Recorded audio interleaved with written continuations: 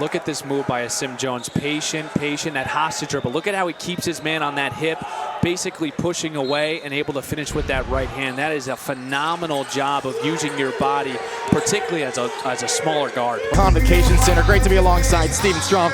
Yeah, and he's coming off a season high in points in 13 and minutes and 32. And what has impressed me the most is his ability to glide with the ball and penetrate the gaps because of his ability to tap dance and hang and hit over the longer bigs. The scoring is going to be imperative from Jones because it opens up his ability to create for others offensively. Back-to-back 4 assist games, 11 over the last 3. FIU needs a secondary scorer.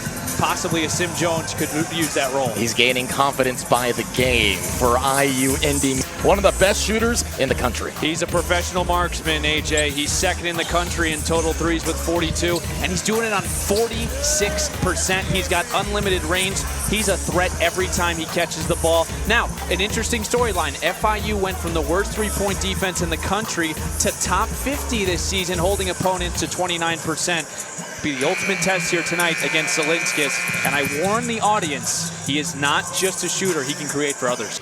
Now, something to look out for, IU Indy, they have lost 3 in a row, and a lot of times you're going to get a desperate team. I expect a big-time punch from the Jaguars early on. This game. That's a heck of a way to start the game defensively for FIU. They just walled up underneath, gave up a couple of offensive rebounds, but Salatum's length disrupted every Jaguar attempt deep inside the paint.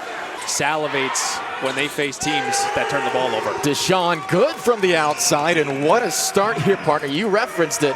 It might be a quick punch. That's exactly what we're seeing from the Jaguars. And you mentioned it, Paul Corsaro was not happy after the game last Saturday. So it's been a week off for these guys, for these Jaguars, and I expected them to come out here with a lot of urgency and a little bit of desperancy, and we've seen that early on here, 7-0 Indy. And now he's going to be rewarded. He is now the all-time games played leader here at FIU. That he trusts like Wilcox. And you know what? Through all of the change we've seen with basketball, AJ, there's one thing that remains the same. You need a guy that is willing to get in the creases and get dirty and do the little things that impact winning, and Dante Wilcox exemplifies that, and Jeremy Ballard is super proud to have him on this team as he continues to try to impact it on the court. On cue. Remember Gray, who just had the triple for FIU, didn't take a shot at ECU. Watch out. Jaden Brewer to the rim. Excellent penetration there by Williamson. He drawed in 2, and then Jaden Brewer, just a free cutter, going to the basket, 2 hands for safety from distance. Nearly another open 3, but instead driving to the basket. Sean Craig had the defense off balance. It's an easy 2. And this is what they want to do to you. They want to spread you out. Now they've made 5 threes, so every closeout is a lot harder now for FIU. And the Jaguars have 5 guys that can put the ball on the deck. We're seeing the versatility.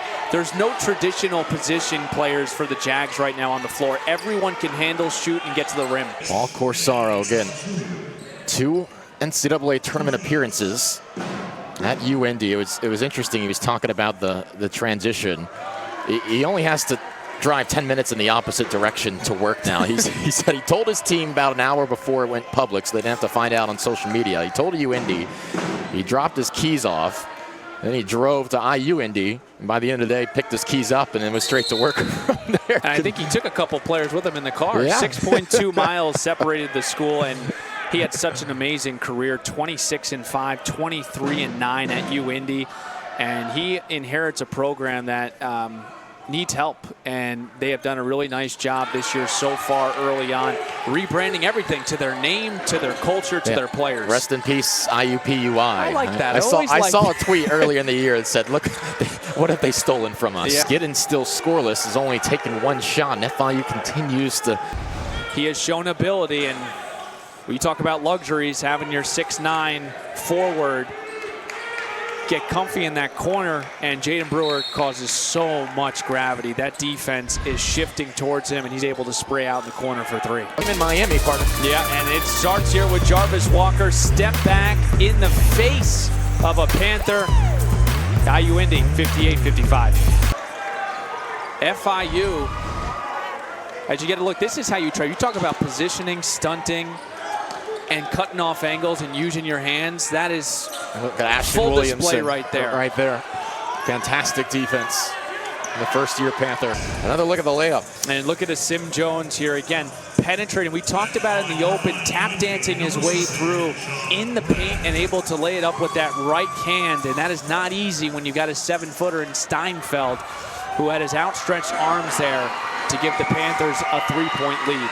Big free throw. What did I just say a couple of possessions ago? It's better to be lucky than good sometimes. FIU whipping it around. Deshaun Gittins, who's knocked down 3 threes, make it 4.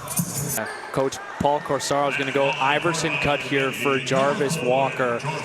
Empty out that right side, and he's able to go to the rim. Salachum is in disbelief. Plays with a lot of emotion. And it's been a big, I will not argue that. It's entertaining to watch. Yep. A tip in. FIU needed it in the second half. You can expect him to react in a very excited way. Jones gets it across with 2 seconds to spare. He's going to keep going. Now into the corner. Williamson thought better of it. Very smart by the freshman. Inside, Salachum foul. Count the basket. Sometimes basketball just, when you do the right things, you're rewarded. And it started with the decision by Ashton Williamson to take this ball out instead of forcing a 3, dumping it down to Salachum, who does the rest. A little early Christmas gift and the foul, possibly putting this game on ice. And connects. A freshman playing like a senior. Ice in his veins. Moment not too big for him. I don't know if that was the look that Coach Ballard drew up, but nonetheless, a near steal there by IU Indy. Jaden Brewer gets it back to the freshman Ashton Williamson. He's going to ask Salachum to screen, get a little mismatch, go attack the big, in and out, right-handed window, 5-point lead. Thank you very much. We take another look at this bucket, and I want you to just look at this in and out move from Ashton Williamson. He's going to get the mismatch here with his left, and then able to freeze his defender with that in and out, and gets to his right hand downhill and off the glass for 2. ESPN Plus here for the big FIU win. Deshaun Gittins, Steven Strom, AJ Ricketts. Did you feel at any point a particular moment? Was it turning him over in the press? Was it forcing late shot clock where you felt like the game started to change? Yeah, it started to change. The pace started to change, honestly. I mean, we just started to pick up the pace. We started to get into the press more. We started to actually turn them over in the half court, get more 10-second calls. I think we got about 4 or 5 of them in like media timeout. So, you know, it was just really picking up the pace and doing what we do best.